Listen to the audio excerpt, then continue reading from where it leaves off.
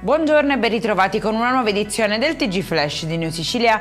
In apertura è disposto un risarcimento di circa 800.000 euro ai familiari della turista australiana morta nel 2018 alle Madonie travolta da un albero durante un'escursione. Il Tribunale di Palermo ha condannato la Regione siciliana ritenendo che il sentiero fosse privo di segnalazioni sui lavori di abbattimento in corso. Arrestato per tentato omicidio un 67enne di Avola nel Siracusano, accusato di aver aggredito con un ascia il compagno della sua ex moglie al culmine di una lite spinto dalla gelosia. Decisivo l'intervento di alcuni passanti che avrebbero evitato conseguenze ancora più gravi. Minacce di morte, un tentativo di accoltellare un carabiniere e infine la misura cautelare. È finito così nei guai un 19enne di Caltagirone che dopo essersi barricato nella propria stanza armato di coltello avrebbe tentato di aggredire un militare intervenuto nell'abitazione.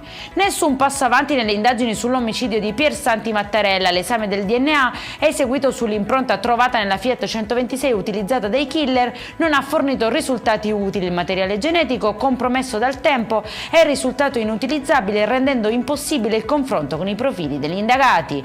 E in chiusura via libera della Giunta regionale rendiconto 2020 della Regione siciliana. Il disegno di legge passa ora all'Ars per il presidente Schifani. Si tratta di un passo decisivo verso il risanamento dei conti e la normalizzazione del ciclo di bilancio dopo il lungo contenzioso con la Corte dei Conti. Per questa edizione è tutto, prossimo appuntamento alle 19:30. Buona giornata.